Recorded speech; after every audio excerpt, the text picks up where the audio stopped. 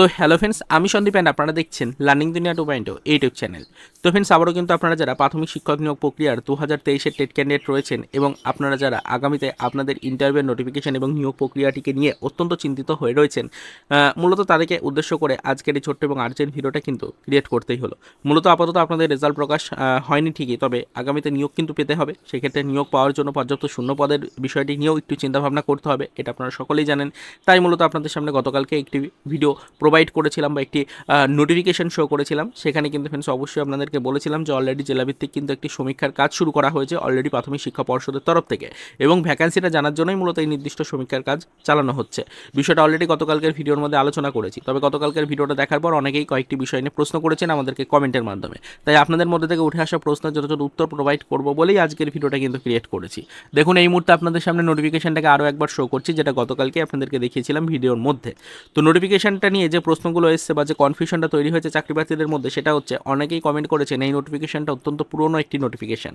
এই নোটিফিকেশনটা অনুযায়ী ইতিপূর্বে কিন্তু সমীক্ষার কাজ সম্পূর্ণ হয়েছে নাকি, এবং সেই মতো কিন্তু রাজ্যের হাতে ডেটাবেস অলরেডি পৌঁছে গেছে। মোটামুটি গত বছরের এই নোটিফিকেশনটা নিয়ে কিন্তু অনেকেরই বক্তব্য রয়েছে, অর্থাৎ এই নোটিফিকেশনটা গত বছরের, এরকম কিন্তু অনেকেরই মন্তব্য। তো সেই বিষয়টা ক্লিয়ার করবো, এবং তার পাশাপাশি অনেকেই কিন্তু বলেছেন যে এই নোটিফিকেশনটা পূর্ব বর্ধমানের জেলার ক্ষেত্রেই নোটিফিকেশন এসছে, তাছাড়া আদার্স কোনো জেলার ক্ষেত্রে নোটিফিকেশন আসেনি, এরকম কিন্তু অনেকেরই বক্তব্য। সেই বিষয়টাও ক্লিয়ার করছি আজকের এই ভিডিওটির মাধ্যমে। তাই মনোযোগ সহকারে ছোট্ট ভিডিওটাকে একটু লাস্ট পর্যন্ত দেখে নিন এবং আপনাদের মধ্যে যে কনফিউশনটা রয়েছে সেটাকে দূর করার চেষ্টা করুন। এই মুহূর্তে নোটিফিকেশনটা আরও একবার আপনাদের সামনে আমরা ওপেন করে নিয়েছি। দেখুন, নোটিশের প্রথমেই রয়েছে নোটিশের মেমো নাম্বার। এই নোটিশের মেমো নাম্বারটাকে ভালো করে হাইলাইট করছি। তার পাশাপাশি রয়েছে নোটিশ প্রকাশের ডেট। এই নোটিশ প্রকাশের ডেটটা দেখুন, ভালো করে দেখে নিন। এটা 26/3/2025 তারিখ। যে মন্তব্যটা আপনারা করছেন যে এটা গত বছরের একটি নোটিফিকেশন এবং অত্যন্ত পুরনো একটি নোটিফিকেশন, তো বিষয়টা আপনাদেরকে বলি যে এই নোটিফিকেশনটা কিন্তু অত্যন্ত গুরুত্বপূর্ণ হওয়ার কারণে নোটিফিকেশনের ডেটটা আমরা গতকালকে দেখিয়েছিলাম আপনাদেরকে। তা সত্ত্বেও অনেকে এই ধরনের কমেন্ট করেছিলেন বলে আজকের এই ভিডিওটা ক্রিয়েট করতেই হলো। 26/3/2025 তারিখ, অর্থাৎ রিসেন্ট প্রকাশিত হওয়া একটা নোটিফিকেশন, এই মাসের প্রকাশিত হওয়া একটি নোটিফিকেশন, অত্যন্ত গুরুত্বপূর্ণ একটা নোটিশ, ভাইরাল একটি আপডেট। তো সেক্ষেত্রে এই ডেটটাকে একটু ভালো করে দেখে রাখুন, 26/3/2025 তারিখ, এবং মেমো নাম্বারটাকে ভালো করে দেখে রাখুন। তাহলে আপনি কিন্তু অনায়াসেই অফিসিয়াল ওয়েবসাইট থেকে নোটিশটাকে ডাউনলোড করতে পারবেন এবং নোটিশের সত্যতা যাচাই করে নিতে পারবেন।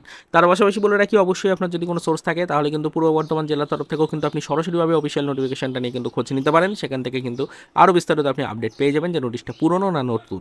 অবশ্যই আমাদের কাছে সবসময় অথেন্টিক আপডেটই পাওয়া যায়, আমাদের কাছে সবসময় অথেন্টিক আপডেটই এসে পৌঁছয়। তাই রিয়েল একটি আপডেট কিন্তু ছিল আমাদের কাছে, তাই বিষয়টা আপনাদের কাছে পৌঁছে দিলাম যে এই নোটিশটা কিন্তু 26/3/2025-এরই নোটিশ, অত্যন্ত গুরুত্বপূর্ণ একটি নোটিশ। ইতিপূর্বে বহুবার সমীক্ষা হয়েছে, সেটা আমরা জানি, বহুবার সমীক্ষার জন্য নির্দেশিকা এসেছিল, তবে সেই সমীক্ষা অনুযায়ী কিন্তু সেরকম কোনো ডেটাবেস নির্দিষ্ট করতে পারছে না প্রাথমিক শিক্ষা পর্ষদ। তাই নতুন করে আবারও কিন্তু জেলাভিত্তিক সমীক্ষার কাজ চালানোর চিন্তাধারা নেওয়া হয়েছে এবং সেই মতো কিন্তু নোটিফিকেশন দিয়ে জানানো হচ্ছে প্রত্যেকটা জেলাকে। তো অলরেডি 26/3/2025 তারিখেই এই নোটিফিকেশনটা লঞ্চ করা হয়েছে। এটা পূর্ব বর্ধমান জেলার ক্ষেত্রে প্রকাশিত হওয়া একটি নোটিফিকেশন। বলে রাখি, অবশ্যই এরকমভাবে জেলাভিত্তিক প্রত্যেকটা নোটিফিকেশন এসছে, তবে কিছু কিছু জেলার ক্ষেত্রে এখনও পর্যন্ত নোটিফিকেশন হয়তো এসে পৌঁছয়নি, তবে সেই সমস্ত জেলার ক্ষেত্রেও নোটিফিকেশন কিন্তু খুব শীঘ্রই এসে পৌঁছতে চলেছে। তো বিষয়টাকে অবশ্যই মাথায় রাখতে হবে যে পূর্ব বর্ধমান জেলার ক্ষেত্রে নোটিফিকেশন আসলেও প্রত্যেকটা জেলাভিত্তিক নোটিফিকেশন আসতে চলেছে, এবং অলরেডি বেশ কয়েকটি জেলার ক্ষেত্রে নোটিফিকেশন চলেও এসেছে, এবং আগামী 17 এপ্রিলের মধ্যে এই সমীক্ষার যাবতীয় রিপোর্ট সেটা কিন্তু পেশ করতে হবে। এই বিষয়টাও কিন্তু এখানে উল্লেখ করা আছে। তো এটা আপনাদেরকে বললাম, সকলেই কিন্তু এই বিষয়টা নিয়ে প্রশ্ন করেছিলেন, অনেকেরই কিন্তু কমেন্ট ছিল বা প্রশ্ন ছিল যে এই নোটিফিকেশনটা অত্যন্ত পুরনো একটি নোটিফিকেশন, তা কেন দেখানো হচ্ছে এই নোটিফিকেশনটা, এবং এই মতো অনুযায়ী কিন্তু অলরেডি কিন্তু প্রাথমিক শিক্ষা পর্ষদের হাতে ডেটাবেস পৌঁছে গেছে, এরকমও কিন্তু অনেকের বক্তব্য ছিল।